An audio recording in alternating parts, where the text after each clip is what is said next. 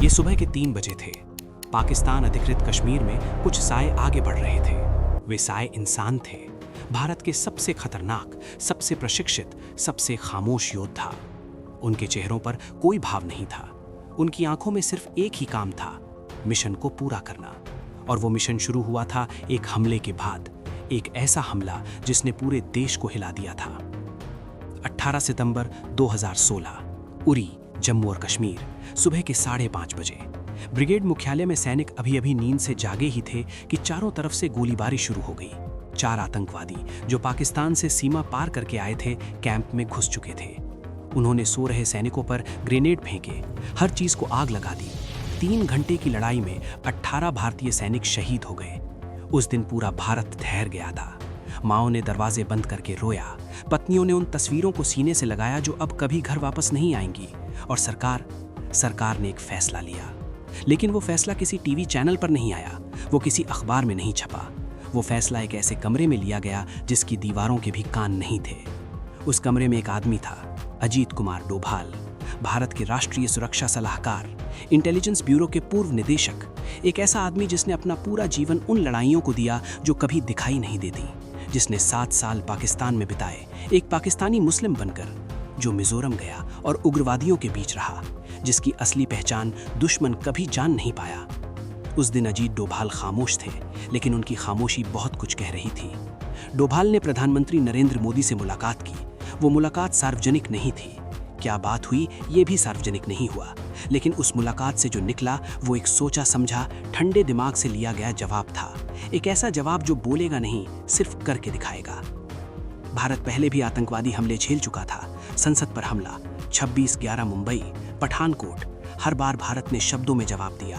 संयुक्त राष्ट्र में भाषण, कूटनीतिक विरोध, निंदा प्रस्ताव। और हर बार पाकिस्तान मुस्कुराया और कहा, हमें कुछ नहीं पता, हमारा इससे कोई लेना देना नहीं। लेकिन इस बार कुछ अलग होने वाला था। सेना के जनरलों को बुलाया गया, खुफिया एजेंसियों को जानकारी दी गई। Raw research and analysis wing ने वे नक्शे सामने रखे जो महीनों से तैयार हो रहे थे। उन नक्शों पर लॉन्च पैड चिन्हित थे, जहां से आतंकवादी भारत में घुसते थे, जहां उन्हें प्रशिक्षण मिलता था, जहां उन्हें हथियार दिए जाते थे। लेकिन सवाल ये था, जवाब कैसे दिया जाए? सीधी सैनिक कार्रवाई? वो युद्ध बन जाएगा। और दोनों देशों के पास परमाणु हथियार हैं। हवाई हमला? वो भी बहुत शोर मचाएगा। तो फिर? तभी अजीत डोभाल ने एक विकल्प रखा जो वर्षों से तैयार था। Special forces. जमीन पर जाओ, चुपचाप जाओ, काम करो, वापस आ जाओ और दुनिया को पता भी न चले। Para SF, para special forces, भारतीय सेना की सबसे गुप्त, सबसे घातक इकाई। 9 पैरा SF, 1 पैरा SF। इन सैनिकों को ऐसी ट्रेनिंग दी जाती है जो सुनने में किसी कहानी जैसी लगती है। पानी में, जंगलों में, रेगिस्तान में, पहाड़ों पर, हर जगह लड़ना, हर स्थिति में जीना, हर मिशन में अदृश्य रहना। उनकी तैयारी शुरू हुई। उधर पाकिस्तान क्या कर रहा था? वही जो वो हमेशा करता है, हमले से इनकार, भारत के खिलाफ कड़े बयान और अपने मीडिया में ये दिखाना कि भारत डर गया है। बड़े बड़े विश्लेषक पाकिस्तानी चैनलों पर आए और बोले, भारत कुछ नहीं कर सकता, पहले भी नहीं किया, अब भी नहीं करेगा। उन्हें नहीं पता था कि उसी समय दिल्ली में खामोशी थी, तूफान से पहले वाली खामोशी। 27 सितंबर की शाम, नई दिल्ली, साउथ ब्लॉक के किसी कमरे में सब कुछ आखिरी बार जांचा गया। खुफिया जानकारी, क्या लॉन्च पैड कभी भी सक्रिय है? क्या वहां आतंकवादी हैं? जवाब था हाँ। मौसम कैसा रहेगा? बादल छाए रहेंगे जो मदद करेंगे। और फिर प्रधानमंत्री ने हरी झंडी दे दी। रात उतरने लगी। नियंत्रण रेखा के पास भारतीय क्षेत्र में सैनिक अपनी जगह पर पहुंच चुके थे। उनके पास थे सबसे हल्के, सबसे घातक हथियार, night vision goggles, encrypted communication उपकरण और एक उद्देश्य जिसे वो घर से निकलते समय अपने दिल में लेकर आए थे। करीब आधी रात के बाद उन्होंने नियंत्रण रेखा पार कर ली। ये वो पल था जो भारत के इतिहास में पहले कभी इस तरह नहीं आया था। पहली बार आधिकारिक तौर पर भारतीय सेना ने पाकिस्तान अधिकृत क्षेत्र में घुसकर आतंकवादी ठिकानों पर हमला किया।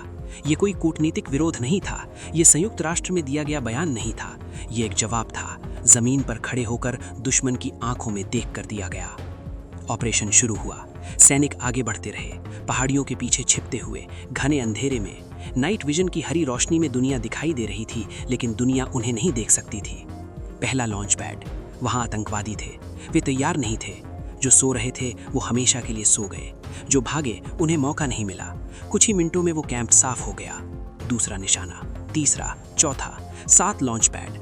नियंत्रण रेखा से 2 से 3 किलोमीटर अंदर जाकर हर एक को निशाना बनाया गया। कहा जाता है कि उस रात 35 से 50 से अधिक आतंकवादी मारे गए। पाकिस्तानी सेना की तरफ से कोई खास प्रतिक्रिया नहीं हुई, शायद इसलिए क्योंकि उन्हें समझ ही नहीं आया कि क्या हो रहा है। और फिर वे साए वापस आ गए। सुबह हुई, भारतीय सैनिक सभी वापस लौट आए थे। न कोई शहीद हुआ, न कोई दुश्मन के हाथ लगा। 28 सितंबर 2016 सुबह करीब 10 बजे सेना के DGMO lieutenant general Ranbir Singh press conference में आए। उन्होंने बस इतना कहा, भारतीय सेना ने पिछली रात नियंत्रण रेखा पार करके सर्जिकल स्ट्राइक की है। आतंकवादी लॉन्च पैड को निशाना बनाया गया, ऑपरेशन सफल रहा। बस इतना ही। पूरे देश में क्या हुआ इसे शब्दों में बयान करना मुश्किल है। उरी के शहीद सैनिकों की माएं, जिन्हें लगा था कि उनके बेटों का बदला नहीं लिया जाएगा, उन्होंने आसमान की ओर देखा। वो पत्नियां जो अब विधवा थीं, उनकी आंखों में एक अजीब सी शांति आ गई, वो शांति जो न्याय मिलने के बाद आती है। लेकिन पाकिस्तान ने क्या कहा? पाकिस्तान ने कहा कुछ हुआ ही नहीं, कोई सर्जिकल स्ट्राइक नहीं हुई, भारत झूठ बोल रहा है। पाकिस्तानी सेना के प्रवक्ता ने कहा कि ये सिर्फ सामान्य गोलीबारी थी। पाकिस्तानी मीडिया में घंटों बहस हुई। कुछ ने कहा हाँ कुछ तो हुआ है, कुछ ने कहा नहीं भारत प्रचार कर रहा है। और यही असली मास्टर स्ट्रोक था। जब पाकिस्तान ये मानने से इनकार कर रहा था कि सर्जिकल स्ट्राइक हुई है, तो वो अपने लोगों को ये नहीं बता सकता था कि उसके आतंकी कैंप नष्ट हो गए हैं। वो ये भी नहीं कह सकता था कि भारत उसकी जमीन पर घुसकर ऑपरेशन कर गया, क्योंकि मानना मतलब उपमान और इनकार करना मतलब दुनिया को कोई जवाब न देना। ये एक जाल था और पाकिस्तान उसमें फंस चुका था। अजीत डोभाल ने इस ऑपरेशन को इसी सोच के साथ डिजाइन किया था। ये सिर्फ एक सैन्य कार्रवाई नहीं थी, ये एक मनोवैज्ञानिक और कूटनीतिक मास्टरपीस था। संदेश देना, लेकिन ऐसे देना कि दुश्मन चाहकर भी जवाब न दे सके। दुनिया के देशों ने क्या कहा? अमेरिका ने कहा भारत को आत्मसंरक्षण का अधिकार है। चीन ने कहा दोनों देश संयम बरतें। रूस ने कहा बातचीत से समाधान निकले। यानी कोई निंदा नहीं, कोई भारत के खिलाफ नहीं आया। दुनिया समझ गई थी भारत ने जो किया वो अपने सैनिकों के खून का हिसाब था, और पाकिस्तान अकेला खड़ा रह गया। अब सोचिए इस पूरी घटना में कितने लोगों ने कितना काम किया। वे खुफिया अधिकारी जिन्होंने महीनों पहले उन लॉन्च पैड की जानकारी जुटाई, वे सैटेलाइट विश्लेषक जिन्होंने हर तस्वीर को देखकर हर लक्ष्य को चिन्हित किया, वे पैरा एसएफ सैनिक जिन्होंने रात में दुश्मन की जमीन पर कदम रखा बिना किसी डर के, वे पायलट और हेलीकॉप्टर क्रू जो तैयार थे, वे डॉक्टर जो तैयार थे अगर कोई घायल लौटे। ये सिर्फ एक रात का ऑपरेशन नहीं था, ये पूरे सिस्टम की जीत थी। और इस सिस्टम के पीछे वो एक खामोश आदमी, अजीत डोभाल, जिसने कभी इंटरव्यू नहीं दिया, जिसकी कोई प्रेस कॉन्फ्रेंस नहीं हुई, जो उस दिन भी किसी चैनल पर नहीं आया जब पूरा देश जश्न मना रहा था। वो अपने काम में लगा रहा। यही एक सच्चे पत्रभक्त की पहचान है, जो तालियां सुनने के लिए काम नहीं करता, जिसे नाम या शोहरत की परवाह नहीं होती, जो बस अपना काम करता है। लेकिन ये कहानी यहीं खत्म नहीं होती। उरी के बाद भारत बदल चुका था। वो भारत जो दशकों तक हमले सहता रहा और कूटनीतिक विरोध करता रहा, अब वैसा नहीं था। अब एक नई नीति थी, प्रोएक्टिव स्ट्रेटेजिक पोस्टर, यानी अगर दुश्मन हमला करेगा तो जवाब उसी की जमीन पर जाकर दिया जाएगा। और इस नीति का अगला अध्याय आया 2.5 साल बाद। 14 फरवरी 2019, पुलवामा, सीआरपीएफ का काफिला, एक आत्मघाती हमला, 40 से अधिक जवान शहीद। फिर वही दर्द, फिर वही सवाल, अब क्या होगा? इस बार इंतजार कम था। 26 फरवरी 2019 सुबह करीब 3:30 बजे भारतीय वायुसेना की मिराज 2000 नियंत्रण रेखा पार कर गए। पाकिस्तान के बालाकोट में, जहां जैश ए मोहम्मद का सबसे बड़ा प्रशिक्षण कैंप था, वहां बम गिरे, सटीक निशाने वाले हथियार, और वो कैंप खत्म। ये सर्जिकल स्ट्राइक 2.0 था, लेकिन इस बार हवा में, इस बार पाकिस्तान की जमीन पर, इस बार एक नई भाषा में, F-16 और मिराज 2000 की भाषा में। और फिर अगले ही दिन पाकिस्तान ने जवाबी हमला करने की कोशिश की। भारतीय वायुसेना ने उन्हें रोक दिया। उस हवाई मुकाबले में विंग कमांडर अभिनंदन वर्धमान का MiG-21 बाइसन गिर गया। वे पाकिस्तान में जा गिरे, पकड़े गए। लेकिन जो हुआ दुनिया ने देखा। अभिनंदन ने सिर ऊंचा रखते हुए कहा, मैं आपको ये बताने के लिए अधिकृत नहीं हूँ। 62 घंटे बाद पाकिस्तान ने उन्हें वापस भेज दिया, क्योंकि दुनिया का दबाव था, क्योंकि भारत ने कहा था अगर वे वापस नहीं आए तो परिणाम होंगे। अभिनंदन लौटे, भारत ने उन्हें वीर चक्र दिया। लेकिन सबसे बड़ा सबक ये था, पाकिस्तान पीछे हट गया। वो देश जो दशकों से मानता था कि भारत कुछ नहीं करेगा, अब समझ गया था भारत बदल चुका था। और ये बदलाव उरी से शुरू हुआ था।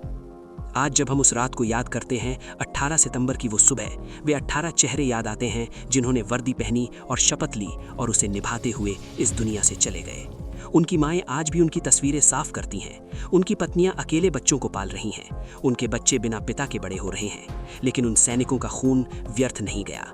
उस खून ने एक फैसला जगाया, उस फैसले ने एक ऑपरेशन बनाया, उस ऑपरेशन ने एक संदेश दिया, और उस संदेश ने उस देश को आवाज दी जो वर्षों से खामोश था। यही उरी की असली विरासत है। ये सिर्फ सर्जिकल स्ट्राइक की कहानी नहीं है, ये उस भारत की कहानी है जो सोया हुआ था और फिर जाग गया, जो बोलता था और फिर करने लगा, जो डरता था और फिर डर दिखाने लगा। अजीत डोभाल ने एक बार कहा था, सुरक्षा मांगने से नहीं मिलती, सुरक्षा ताकत से मिलती है, और ताकत तब आती है जब दुश्मन को पता हो कि गलती की कीमत चुकानी पड़ेगी।